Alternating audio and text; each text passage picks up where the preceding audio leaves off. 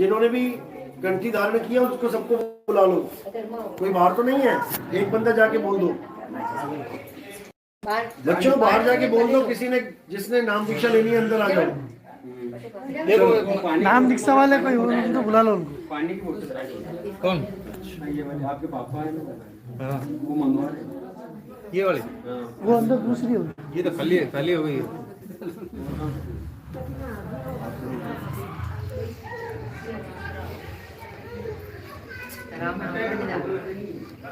Satnam.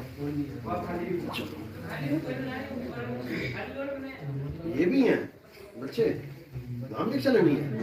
Mummy papa गए घर से बाहर निकाल देंगे वो।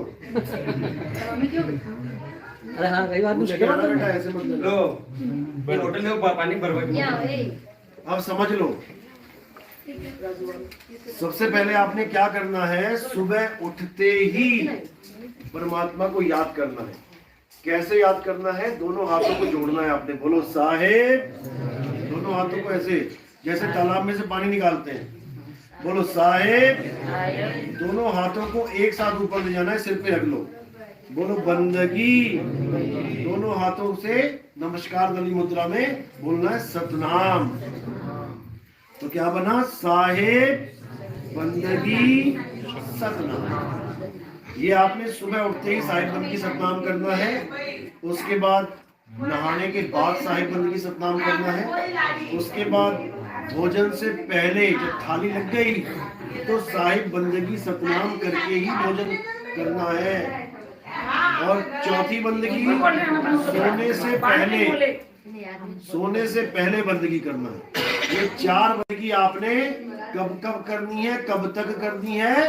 अंत समय तक।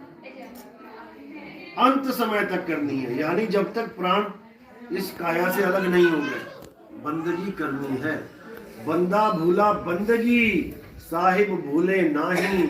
और जिस दिन साहिब भूल गए उस दिन बंदा नाही।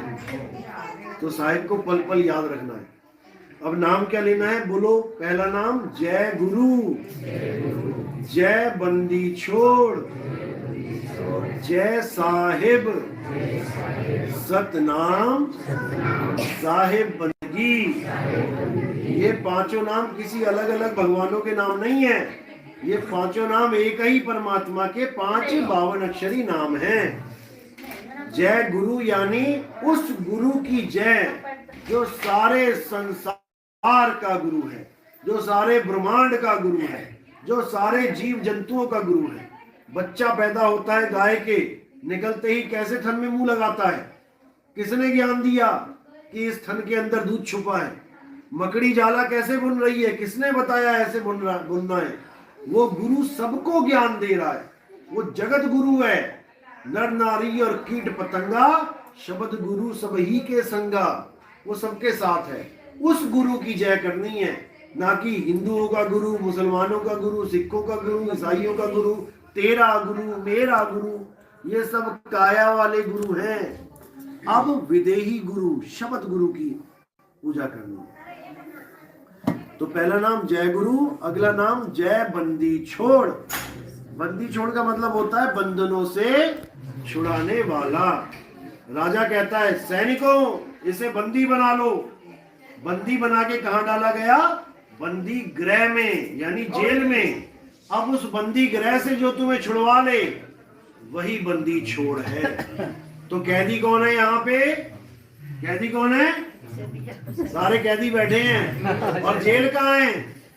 घर छोड़ा है क्या? जेल कहाँ है? ये शरीर ही जेल है। जेल ही लेके ढो रहे हो सुबह से शाम तक।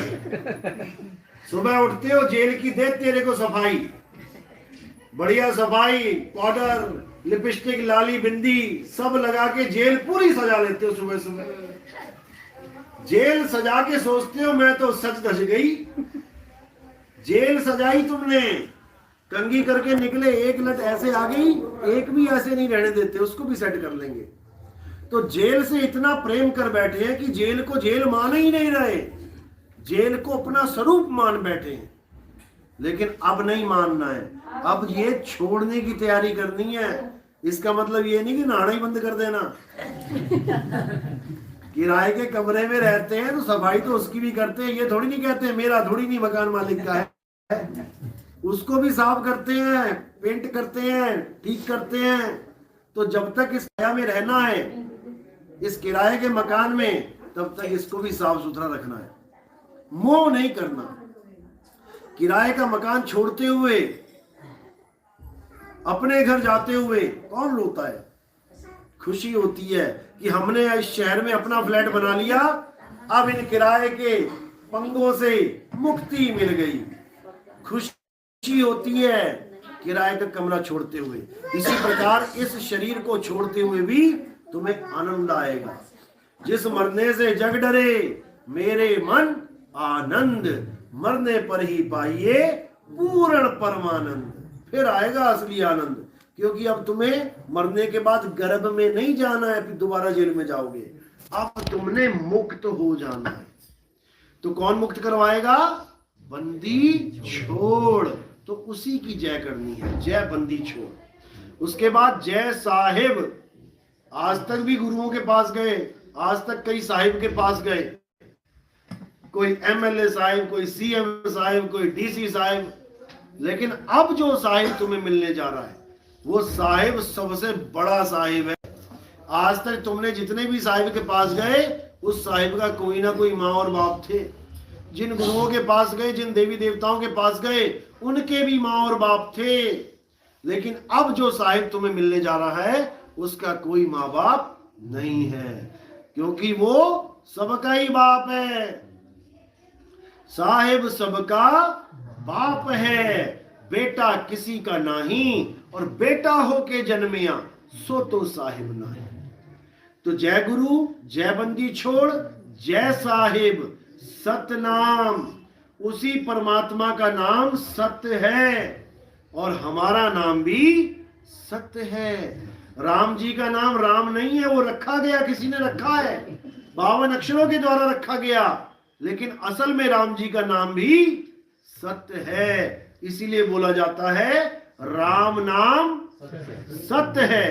तो अगर राम नाम ही सत्य है तो फिर श्याम नाम क्या है, हनुमान नाम क्या है, दुर्गा नाम क्या है? फिर तो एक सत्य होना चाहिए था कि राम नाम सत्य है, बाकी सब झूठ है। लेकिन ऐसा नहीं है। राम नाम सत्य है का मतलब है कि राम किसी काया का नाम नहीं है, राम एक आत्मदेव है। दुर्गा माँ एक आत्मदेव है, हम एक आत्मदेव हैं, और आत्मा ही सत्य है। इसीलिए बोला सत्य स्वरूपी नाम साहिब का, सो निज नाम हमारा। हमारा नाम और परमात्मा का नाम सत्य है।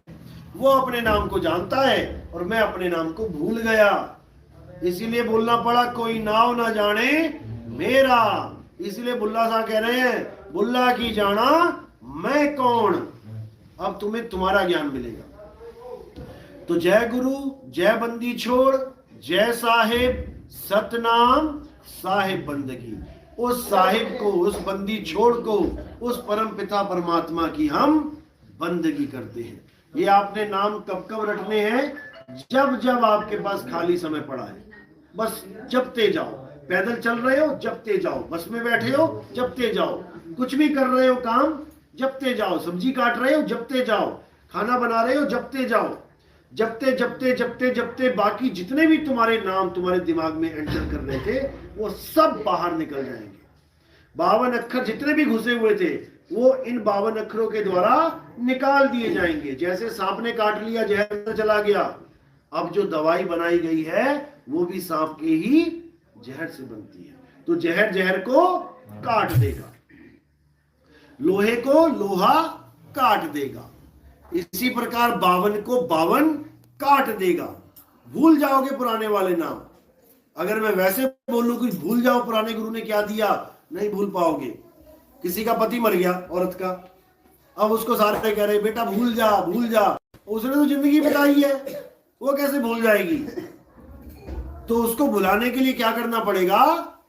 एक नए पति से शादी करवा दो उसकी। अब क्या करेगी? अब उसके साथ घूमना शुरू करेगी और धीरे धीरे घुल मिल जाएगी और कहेगी पुराने वाले को अरे जा तू चला गया चला जा, अब ये तो है, अब मेरा अपना जीवन दोबारा शुरू करूंगी। मरने वाले के साथ कौन मरे? कोई नहीं मरता। तो ऐसे ही वो धीरे धीरे धीरे पति को भूल जाएगी, खुद समझ जाएगी कि वहां बार बार सोचना मेरे हित का नहीं है, अब मुझे अपना नया घर बसाना है। तो इसी प्रकार 52 को 52 काटेंगे। अगला जो दीक्षा मिलेगी वो ध्यान दीक्षा मिलेगी। तो ध्यान को काटेंगे। दुनिया में जो ध्यान फंसा पड़ा है उसको ये वाला ध्यान काटेगा, तब जाके आप दुनिया से अलग हो पाओ। तो क्या करना है? ये पांचों नाम तब तक जपने हैं जब तक आपको अगली दीक्षा नहीं मिल गई। यानी घर में धूल मिट्टी आ गई तो झाड़ू तब तक लगाना है जब तक धूल बाहर नहीं हो गई। जब सारी धूल क्लियर तो झाड़ू भी कमरे के बाहर। अब अंदर क्या आएगा? अब पोछा आएगा। उसके बाद घिसाई शुरू होगी। घिसो, घिसते रहो। कब तक घिसो? जब तक एकदम चमक ना जाए और तुम्हारा चेहरा ना दिखाई देने लग जाए। शॉपिंग मॉल में जाओ, ऐसी घिसाई होती है फर्शों की, तुम्हें लगेगा शीशे